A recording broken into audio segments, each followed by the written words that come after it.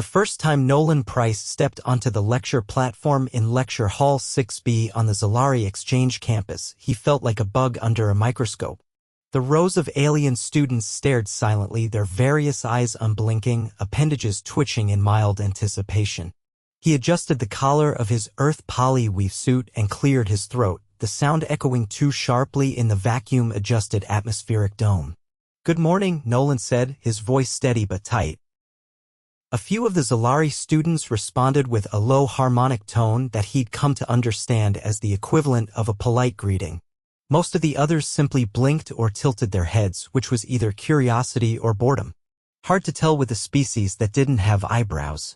Professor Halrix, a tall, blue-tinged being with a smooth carapace and a tendency to overpronounce Earth words, waved a limb toward him. Exchange observer Nolen Price will be auditing pain response adaptation in sentient species. He is one of the rare Terrans willing to expose himself to higher learning environments. A whisper of hissing and whirring moved through the hall. Nolen wasn't sure if they were talking about him or digesting breakfast. He took a seat near the back, careful to avoid the sticky secretion trail left by a Yulnan student who seemed oblivious to it.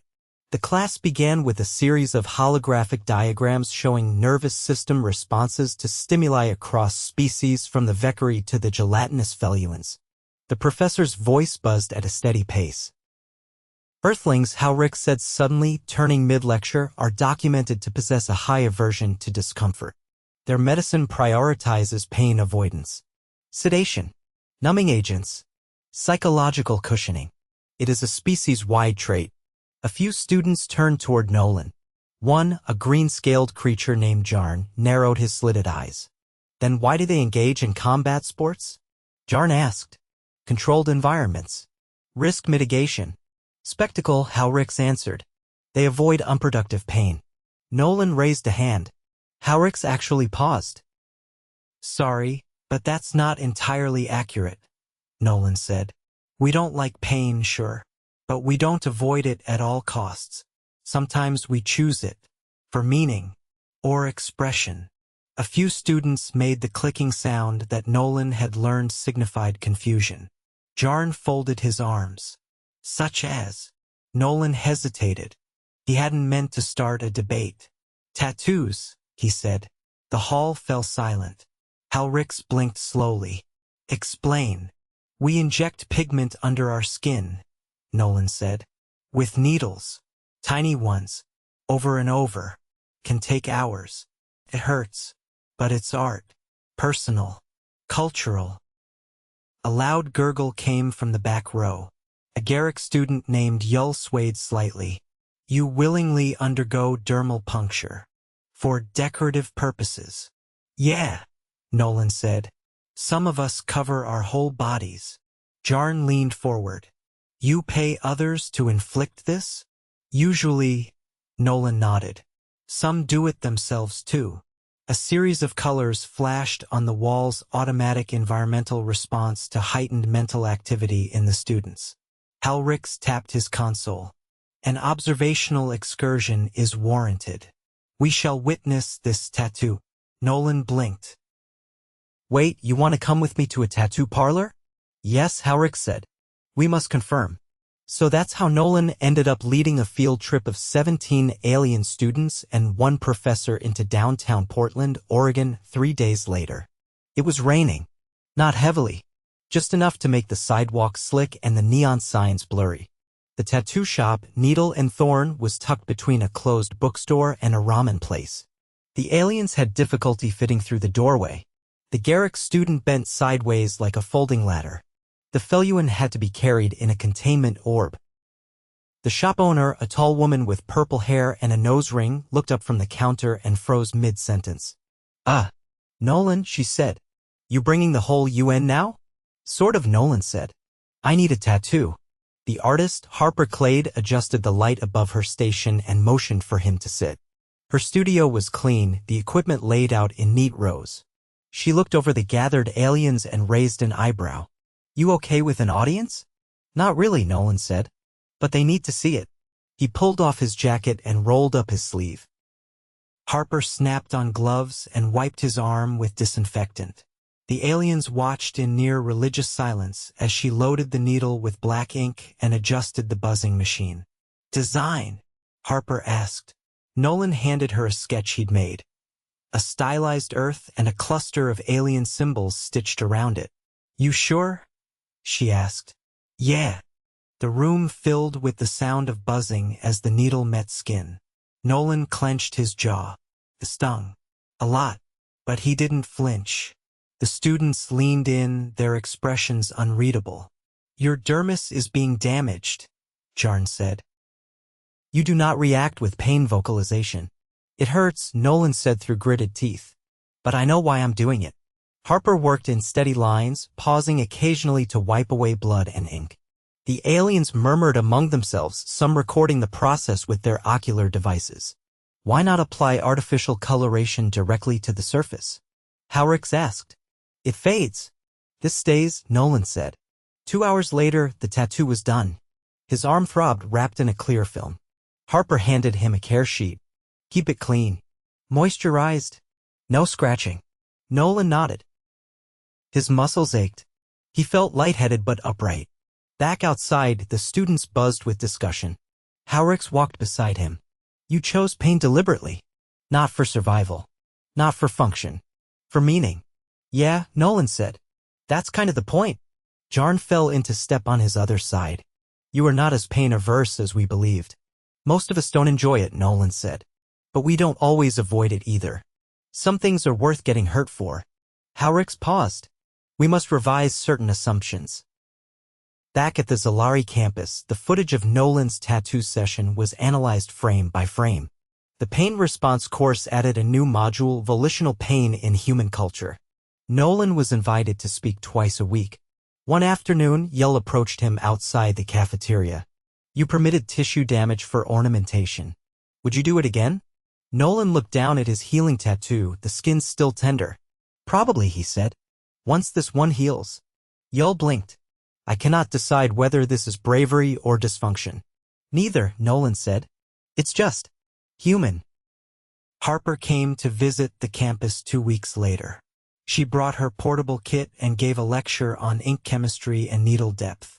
Jarn asked if tattoos could be used as medical data storage. She shrugged. "Sure. I've done barcodes, QR codes." One guy had his entire medical history on his back. The aliens gaped. Nolen grinned. His arm was scabbing now, itching like mad. "You guys still think we avoid pain?" Jarn was silent a long moment. "No. Now we believe you. Negotiate with it." That night, in his dorm suite overlooking the bioluminescent lake, Nolen sat alone and watched the stars. His arm ached, but it was a good ache, one that reminded him of something real. Something earned. And far away, back in Portland, a new tattoo stencil waited in Harper's drawer. Just in case. 3 weeks after the tattoo demonstration, Nolen woke to the unmistakable sensation of someone watching him. Not metaphorically, literally. He rolled over on his cot in the dorm's low-gravity sleeping chamber and found 3 sets of reflective eyes inches from his face. "Is this acceptable visitation protocol?" asked the tallest one, a silvery-skinned Brinari with a tight cluster of ocular nodes where a human might have had a forehead. "No," Nolen muttered, pulling his blanket over his head. "It's barely sunrise." "Your diurnal cycle is inconvenient," said the second, a Fensari with gliding membranes folded neatly behind their elbows. "Our analysis requires daylight interaction." Nolen sat up. "What analysis?" The third visitor, a squat being with spiraling ridges down its back, produced a small case from under its arm. "We wish to conduct comparative studies on tissue healing." "You're not cutting me open," Nolen said, already reaching for his thermos of instant coffee. "Not before I'm caffeinated." The Brinari tilted its head. "You volunteered for dermal alteration. This is consistent." "That was art," Nolen said. "Not a biology project." Ignoring him, the Fensari stepped closer, extending a scanner that hummed to life and bathed his forearm in green light. "Still tender?" they asked. "Yes," Nolen said. "That's normal." "Documented," said the squat one, tapping something on their wrist device. "Inflammatory phase confirmed. Fibroblasts active." "You're not supposed to be in here," Nolen said. pulling on a shirt. There are rules. Ah, the Brinari said. Yes, rules. None of them moved. Nolen sighed. Fine. Breakfast first. If I'm gonna be your lab rat, I'm not doing it on an empty stomach. The campus commissary was nearly empty at that hour, save for a few maintenance drones polishing the nutrient dispensers. Nolen loaded a tray with scrambled eggs, fruit paste, and a protein bar. The three aliens followed silently behind, watching his every movement like it might reveal some ancient mystery. He sat. They hovered. You're allowed to sit, he said, chewing. It's not a sacred ritual. We are absorbing behavioral context, said the Fensari. You ingest prior to stress events. Everyone eats, Nolen said. We just like to do it without being stared at. The Brinari leaned in. We noticed you use non-neural stimulants. Caffeine, capsaicin, alcohol. These cause discomfort or altered states. Why? Because they're enjoyable, Nolen said. In moderation. Ingestion of inflammation-inducing molecules as recreation, the Squat One muttered. Contradictory. Not really, Nolen said. Our brains respond to challenge. Some of us like a little struggle, it sharpens things. The Fensari nodded. We hypothesized as much. We've arranged an observational opportunity. You will accompany us. Nolen narrowed his eyes. Where? Medical Bay? Level 3. The Xelari are replicating the tattoo procedure in a sterile environment. I already got a tattoo, Nolen said. Not for you, the Brinari said. For us. 2 hours later, the medical bay resembled a cross between a science fair and a spa. A sterile field had been established in the center of the room and a reclining chair sat under surgical lights. Around it, 3 Xelari med techs adjusted instruments while monitors displayed vitals in multiple languages. Jarn stood near the chair, shirtless, looking mildly annoyed. I was told this would be brief. You volunteered? Nolen asked, stunned. I am curious, Jarn said. Your pain tolerance is not unique. We adapt. You understand that it's not just about tolerating it, Nolen said. It's about choosing it. Jarn shrugged. Choice is irrelevant. I wish to experience. That is sufficient.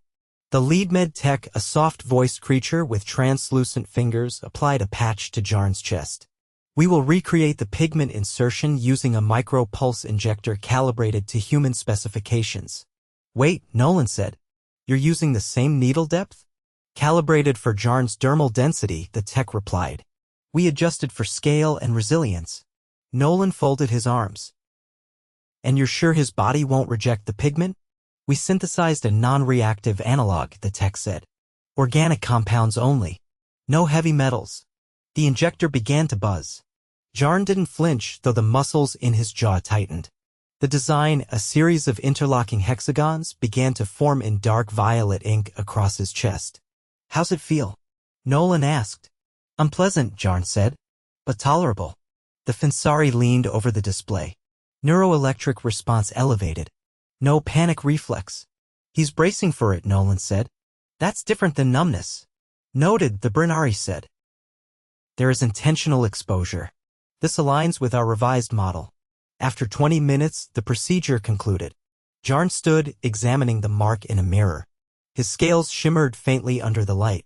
You're not regretting this? Nolen asked. No, Jarn said. Though I do not understand the appeal. That's the thing, Nolen said. You don't have to. It's not logical. It's personal.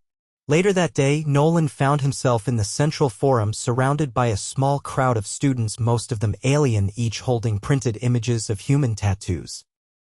Some were traditional, others abstract, all requested after Jarn's procedure. You're not all going to do this, right? Nolen asked. The Brinari looked up from a sketch of a coiled serpent. We wish to explore identity through discomfort. Nolen pinched the bridge of his nose. You're treating this like homework. We are treating it like language, said the Fensari, but with tissue. That evening, as the sun dipped behind the synthetic horizon, Nolen returned to the medical bay only to find Harper clad herself donning gloves in a clean room suit. She glanced at him through the glass partition. You didn't tell me you were starting a movement. I didn't know I was, Nolen said. Harper pointed to a chart. 9 students signed up for consults. One of them wants a rotating design using reactive ink and muscle flexion. Nolen raised an eyebrow. That's ambitious. Harper said. Also, your friend Jarn? He scheduled a follow-up. Wants a shoulder piece. Nolen exhaled. He said he didn't get the appeal. He said he wanted to understand, Harper said. There's a difference. The next morning, a faculty communique arrived on Nolen's console. It was formal, but with an undertone of barely contained curiosity. The Interdisciplinary Council of Sentient Studies requests your assistance in developing a new module, Intentional Pain as Cultural Expression. You would be listed as a contributing advisor. Nolen leaned back in his chair. Outside, a group of students, some human, most not, sat in a circle, comparing sketches and ideas. None of them looked particularly afraid. He tapped the reply button. I accept. The following week, the first lecture began. Nolen stood at the front of the hall, this time with Harper beside him. A massive display behind them showed a rotating gallery of human tattoos through the centuries: tribal, religious, commemorative. Harper adjusted the holoprojector and turned to the class. Today we'll cover pain as a deliberate medium. Not just endured but shaped, chosen, transformed. A Yulnan student raised a limb. How do you know when pain is meaningful? You don't always, Harper said. Sometimes you only know after. Sometimes never. Nolen nodded. But the important part is this: you're not running from it. You're using it. That's the difference. The class fell silent. Not confused or skeptical, just thinking. Behind them, the display shifted again. One of the images was Nolen's tattoo, now fully healed. He didn't say anything. He didn't have to. 3 days after Harper's lecture, the medical bay smelled faintly of antiseptic and something that could only be described as warm graphite. Nolen stood by the sterilization sink, drying his hands with a disposable cloth that disintegrated in his palm after 5 seconds. Across the room, Jarn sat upright on the recliner, his back bare, spine ridges twitching like antennae. You're sure about the placement? Harper asked, adjusting the focus beam light above the chair. I am, Jarn replied, voice steady. The scapular region is structurally optimal for complex geometry, and exposed enough for visibility during social functions. Harper peeled the backing off a stencil and pressed it to Jarn's skin. The design was angular, sharp-edged, a fusion of traditional Xelari glyphs and something resembling a human circuit diagram. She stepped back to inspect it. Looks good. Lines are clean. You twitch, I stop. I will not.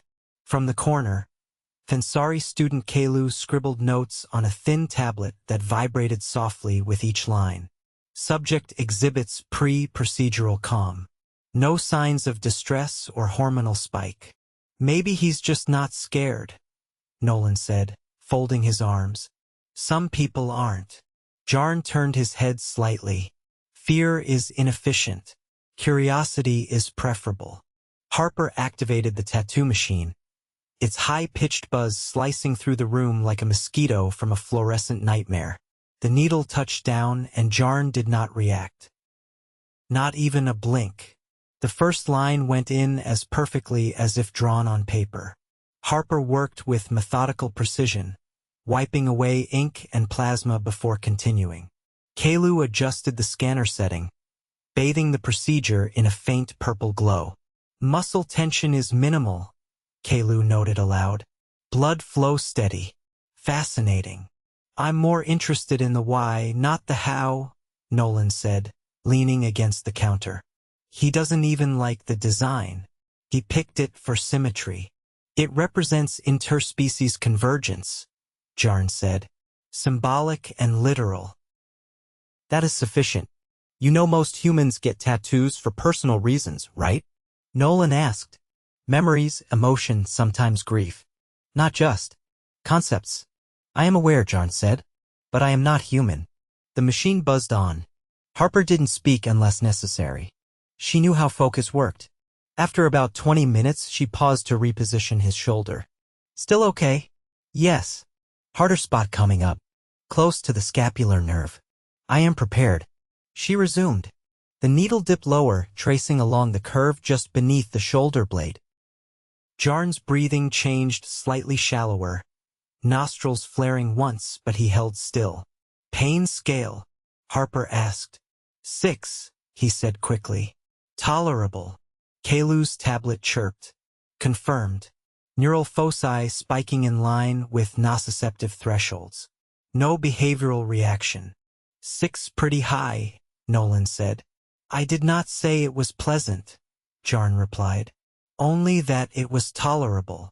Harper finished the final pass and set the machine down. Done. Jarn stood as soon as she wrapped the film over the tattoo. He moved his shoulder experimentally and gave a slow nod. Sensation persists. Noted. Don't stretch it too much, Harper said, and clean it twice a day. You've got skin folds you'll need to lift and rinse underneath. I will comply. Kalu tapped her tablet. This concludes the second cross-species dermal art integration. Data will be published to the Intercultural Medical Repository. Great, Harper said, pulling off her gloves. Meanwhile, I've got 3 more bookings today. One's a Feluan who wants something that glows. Nolen raised a brow. That possible? Not with anything safe, Harper said. Told her no. She asked if we could engineer her skin to light up instead. She serious? Hard to tell with jellies, Harper said, grabbing a water bottle. But she winked. I think. At midday, the campus forum held its first open exhibition of symbolic pain expression. Harper had set up a temporary booth with image panels and sample ink materials. A rotating display showed time-lapse videos of her past work, tribal pieces, abstract forms, even a garden of scarification healed into raised petals. Nolen and Kalu stood near the edge of the crowd, watching as students filtered in. Some pointed. Others took notes. A Yulnan pair approached cautiously, one holding a transparent cube filled with sand. What's that for? Nolen asked. Testing pigment dispersal in non-solid dermis, the smaller one replied. We lack a stable epidermal layer. You're mostly mucus. Correct. Nolen nodded. Maybe stick to body paint. They wandered off, murmuring in clicks and soft whistles. Behind them, Harper adjusted the lighting on a series of framed synthetic skins displaying test prints. Had to print on polyderm for the ones who can't bleed, she said. Still holds color. Just not permanent. Does that bother you? Kalu asked. Not really, Harper said. Some people just want to feel the buzz. Doesn't matter if it fades. Kalu tilted her head. That is abstract. Welcome to Earth, Nolen said. By late afternoon, the exhibit had attracted over 200 attendees. A Brinari lecturer requested permission to host a symposium on voluntary discomfort as philosophical framework. Harper handed him a card, then turned to Nolen. You know this isn't going away, right? What isn't? This, she said, waving a hand toward the crowd. They're going to start doing their own versions, adapting it, diluting it, maybe misunderstanding it. Yeah, Nolen said. Probably. You okay with that? She asked. He paused. I think I am. They're not copying. They're translating. Harper smiled, a real one this time. You should get another. Already. You've got room. Nolen looked at his other arm. Still blank. Maybe something simple. Nothing simple, Harper said, packing up a tray of ink pods. That's the point. That evening, Kalu approached Jarn outside the biosphere garden. The sky was dimming, the artificial sun slowly retracting behind the dome's curve. The grass glowed faintly underfoot. You do not seem regretful, Kalu said. I am not, Jarn replied.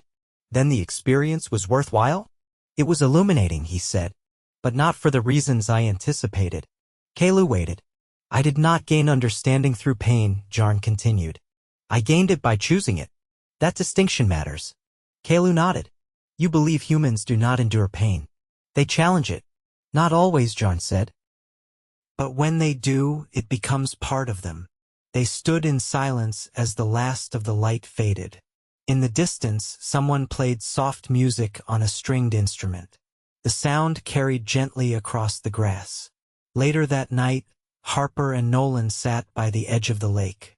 The water reflected the dome's interior stars, flickering like fireflies on the surface.